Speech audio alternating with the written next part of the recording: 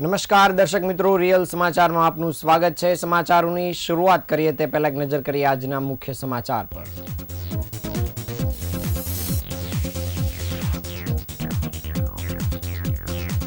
રાજ્યમાં કમોસમી વરસાદના વાતાવરણ સાથે વાતાવરણમાં પલટો જોવા મળ્યો। 4 જિલ્લામાં યલો એલર્ટ જાહેર કરાયું। સુરતની 203 સ્કૂલો ટ્રાફિકગ્રસ્ત જાહેર, વિદ્યાર્થીઓને વહેલા પહોંચવા સૂચના અપાઈ। હોળી ધૂળેટી નિમિત્તે જીએસઆરટીસીનું વિશેષ આયોજન, 1300 વધારાની બસો સાથે 7500 ટ્રીપ્સ દોડશે। લિંબાયત ઝોનમાં ભ્રષ્ટાચાર કાંડમાં કાર્યપાલક ઇજનેર અને પત્રકાર સામે એસીબીનો ગુનો દાખલ। ઉધના ઝોનમાં સુરત મહાનગરપાલિકાનું વિશેષ સફાઈ અભિયાન, મચ્છરજન્ય રોગ સામે જાગૃતિ છેડવામાં આવી। સુરત પાલિકામાં પેપરલેસ કાર્યપ્રણાલીનો યુગ શરૂ, પ્રમોશન અને ચાર્જની વિગતો હવે ઓનલાઈન જોઈ શકાશે।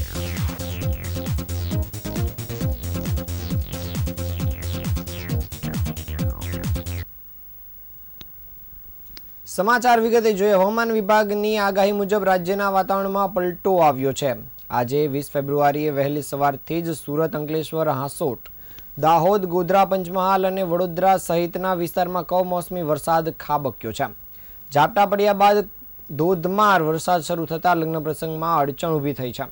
જ્યારે સુરત શહેર અને જિલ્લામાં વહેલી સવારથી જ વરસાદી માહોલ જામ્યો હતો અને લગ્નની સિઝન ફૂલ જોશમાં ચાલી રહી હોવાથી ખુલ્લા મેદાન કે પાર્ટી પ્લોટમાં બાંધેલા લગ્ન મંડપ અને શણગાર પલળી ગયા છે। વરસાદી ઝાપટાના કારણે વહેલી સવારે વાતાવરણમાં ઠંડક પ્રસરી ગઈ છે, જેનાથી ઠંડીનું જોર વધ્યું છે। ફેબ્રુઆરીમાં થયેલા આ માવઠાના કારણે લોકો એક સાથે 3 ઋતુનો અનુભવ કર્યો હતો। સવારે ઠંડી, બપોરે ગરમી અને ત્યારબાદ વરસાદનો માહોલ જામ્યો હતો। સુરત શહેરમાં વહેલી સવારથી જ ખાબકેલા વરસાદે મનપાની ચિંતામાં વધારો કર્યો છે। ખાસ કરીને મહાનગરપાલિકા દ્વારા આયોજિત બુક ફેરમાં મુખ્યમંત્રીના આગમનને લઈને જે ડોમ તૈયાર કરવામાં આવ્યો હતો તે વરસાદી પાણીમાં ભીંજાઈ જતા દોડધામ મચી ગઈ હતી। આ પરિસ્થિતિને થાળે પાડવા અને કાર્યક્રમમાં વિક્ષેપ ન પડે તે માટે તંત્ર દ્વારા યુદ્ધના ધોરણે સવારના વહેલી પોરમાં જ ટ્રકો ભરીને તાડપત્રીઓ મંગાવવામાં આવી હતી, જેથી ભીંજાયેલા ડોમને સુરક્ષિત કરી શકાય અને આયોજન સુચારુ રીતે પાર પાડી શકાય। સુરત શહેરમાં વહેલી સવારથી જ વરસાદની ધમાકેદાર એન્ટ્રીથી વાતાવરણમાં પલટો જોવા મળ્યો હતો। અચાનક વરસેલા વરસાદના કારણે શહેરના મુખ્ય માર્ગ અને નીચાણવાળા વિસ્તારમાં પાણીના દ્રશ્યો જોવા મળ્યા હતા, જેના લીધે રોડ રસ્તા ઉપર પાણી ભરાઈ ગયા હતા। ત્યારે વહેલી સવારના આ માવઠાએ વાહન ચાલકો અને નોકરી ધંધાના અર્થે નીકળતા લોકોને માટે મુશ્કેલી પણ સર્જી હતી।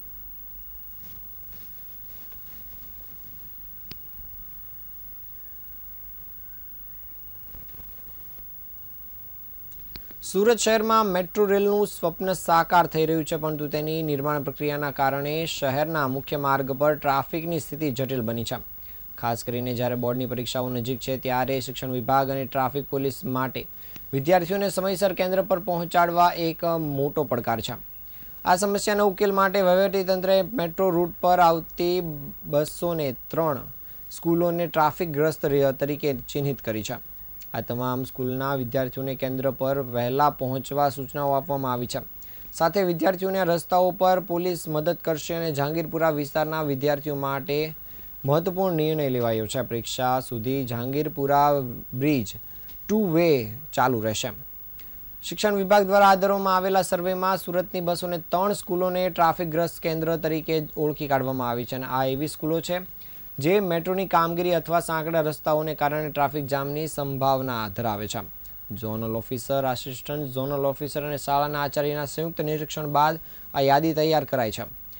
આ 203 કેન્દ્રો પર પરીક્ષાના દિવસો દરમિયાન ટ્રાફિક પોલીસનો વિશેષ કાફલો તૈનાત રહેશે, જેથી વિદ્યાર્થીઓની અવરજવર માટે ગ્રીન કોરિડોર જેવી સ્થિતિ જળવાઈ રહે છે।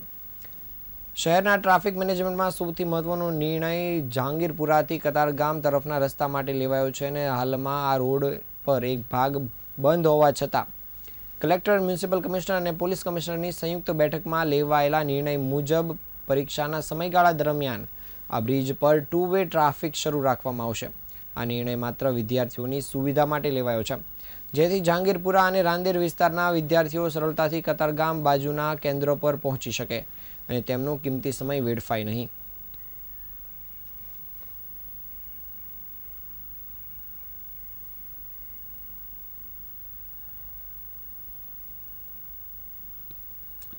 હોળી અને ધૂળેટીના રંગોત્સવને ધ્યાનમાં રાખીને રાજ્ય સરકારના માર્ગદર્શન અને રાહબારી હેઠળ ગુજરાત રાજ્ય માર્ગ પરિવહન નિગમ દ્વારા વિશેષ પરિવહન આયોજન કરવામાં આવ્યું છે, જેમાં 27 ફેબ્રુઆરીથી 5 માર્ચ સુધી 1300 બસો વધારાની દોડાવવામાં આવશે અને તેમાં પણ 7500 ટ્રીપ્સનું આયોજન કરાયું છે.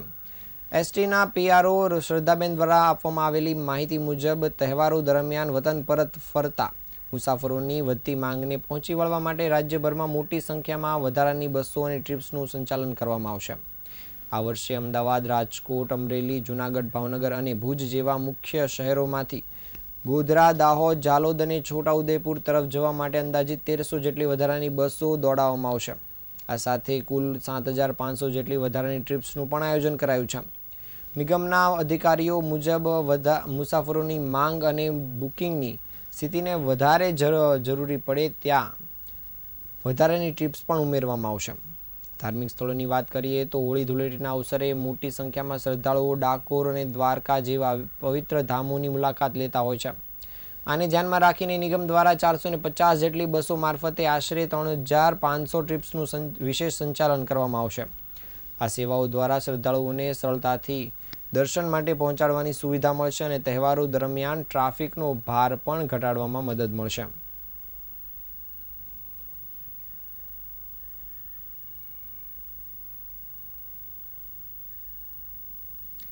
સુરત મહાનગરપાલિકાના લિંબાયત ઝોનમાં ભ્રષ્ટાચારનો મોટો મામલો સામે આવ્યો છે. એન્ટી કરપ્શન બ્યુરોએ લિંબાયત ઝોનના કાર્યપાલક ઇજનેર અને એક પત્રકાર વિરુદ્ધ લાંચનો ગુનો દાખલ કર્યો છે.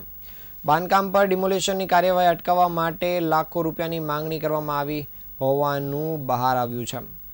ફરિયાદીના બાંધકામ પર પાલિકા દ્વારા ડિમોલેશનની નોટિસ આપવામાં આવી હતી અને આ ડિમોલેશનની કાર્યવાહી અટકાવવા માટે લિંબાયત ઝોનના કાર્યપાલક ઇજનેર વિપુલ ગણેશવાલા અને સ્થાનિક અખબારના પત્રકાર મોહમ્મદ ઇસ્માઇલ ઉર્ફે પરવાના પઠાણે મેળા પીપણું કર્યું હતું.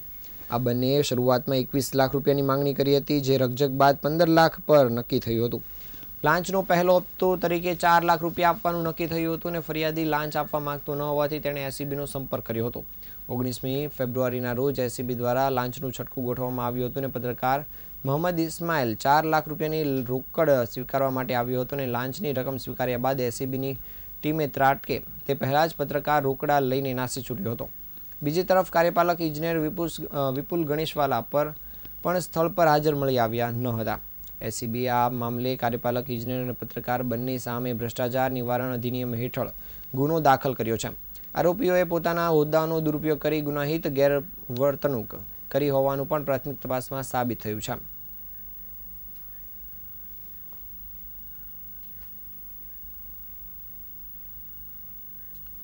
સુરત શહેરમાં વધતા મચ્છરજન્ય રોગોને ધ્યાનમાં રાખીને સુરત મહાનગરપાલિકા દ્વારા આજે ઉધના ઝોન વિસ્તારમાં વિશેષ સફાઈ અભિયાનનું આયોજન કરવામાં આવ્યું હતું. શહેરમાં ડેન્ગ્યુ અને મલેરિયા જેવા રોગોના વધતા કેસોને ધ્યાનમાં રાખીને આરોગ્ય વિભાગ અને સફાઈ વિભાગની ટીમોએ સંયુક્ત રીતે વિવિધ વિસ્તારમાં સક્રિય કામગીરી હાથ ધરી હતી. અભિયાન હેઠળ રાયકા સર્કલ નજીક નાગરિકોને મચ્છરજન્ય રોગોથી બચાવવા માટે ખાસ માર્ગદર્શન પૂરું પાડવામાં આવ્યું હતું. અધિકારીઓએ લોકોને સમજાવ્યું હતું કે વરસાદી માહોલમાં મચ્છરો ઝડપથી ફેલાય છે અને ખાલી પડેલી પાણીની ટાંકી, ડબ્બા, કુલર તથા અન્ય વાસણોમાં પાણી જમા થવાથી રોગ ફેલાવાની શક્યતા વધી જાય છે. ટીમો દ્વારા ગંદકી દૂર કરી જંતુનાશક દવાઓનો છંટકાવ કરવો અને પાણી ભરાતી જગ્યાઓની તપાસ કરવાની કામગીરી હાથ ધરવામાં આવી હતી. નાગરિકોને અપીલ કરવામાં આવી છે કે તેઓ પોતાના ઘરો અને આસપાસના વિસ્તારમાં સ્વચ્છતા જાળવે અને જ્યાં પાણી ભરાય છે તે સ્થળોને સતત સાફ કરે. મહાનગરપાલિકાએ જણાવ્યું હતું કે આવનારા દિવસોમાં પણ શહેરોના વિવિધ ઝોનમાં આ પ્રકારના અભિયાન ચાલુ રાખવામાં આવશે, જેથી મચ્છરજન્ય રોગો પર નિયંત્રણ મેળવી શકાય.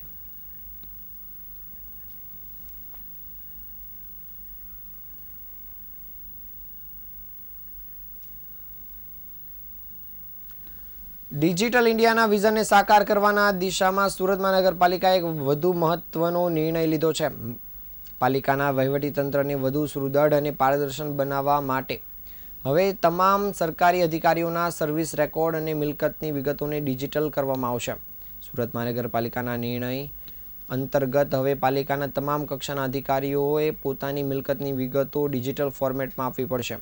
આ રેકોર્ડ ડિજિટલ થવાથી કોઈપણ અધિકારીની મિલકત અંગેની વિગતો એક ક્લિક પર ઉપલબ્ધ રહેશે, જેનાથી વહીવટમાં પારદર્શિતા વધશે. પાલિકા હવે પેપરલેસ કાર્યપ્રણાલી તરફ આગળ વધી રહી છે. આ નવી ડિજિટલ વ્યવસ્થામાં અધિકારીઓએ હવે રજા માટે ઓનલાઈન જ અરજી કરવાની રહેશે. આ કયા અધિકારી પાસે કયા વિભાગનો ચાર્જ છે તેની વિગત પણ ઓનલાઈન જોવા મળશે. અધિકારીઓના પ્રમોશનની પ્રક્રિયા પણ હવે મેન્યુઅલને બદલે ઓનલાઈન સિસ્ટમ દ્વારા સંચાલિત થશે.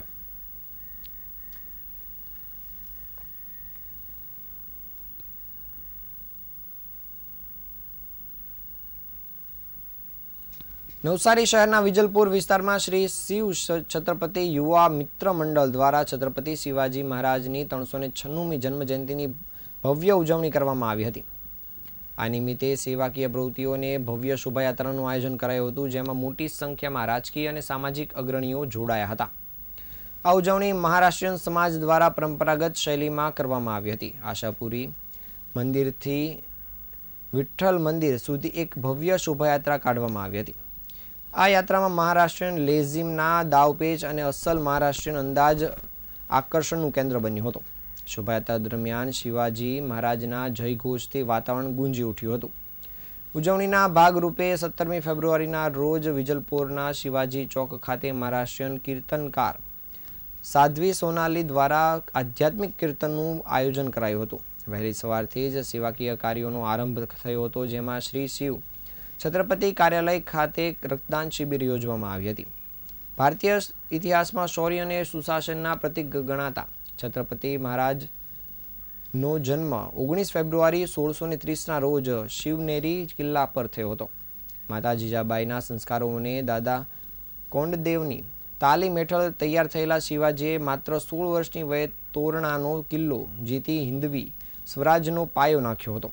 શિવાજી મહારાજ એક કુશળ રણનીતિકાર હતા. તેમણે મર્યાદિત સંસાધનો છતાં મુગલો સામે ગણવિકાવા પદ્ધતિથી વિજય મેળવ્યા હતા. આ ઉપરાંત ભારતીય નૌકાદળનું મહત્વ સમજી તેમણે સિંધુદુર્ગ જેવા દરિયાઈ કિલ્લાઓ બાંધ્યા હતા, જેના કારણે તેમણે ફાધર ઓફ ઇન્ડિયન નેવી તરીકે પણ ઓળખવામાં આવે છે. મહારાજનું સુશાસન અન્યાય વિરુદ્ધનું હતું. તેમના રાજ્યમાં સ્ત્રીઓનું સન્માન અને ખેડૂતોનું હિત સર્વોપરી હતું. તેમનું અષ્ટપ્રધાન મંડળ આજે પણ આધુનિક લોકશાહી વહીવટ માટે એક ઉત્તમ ઉદાહરણ પૂરું પાડે છે.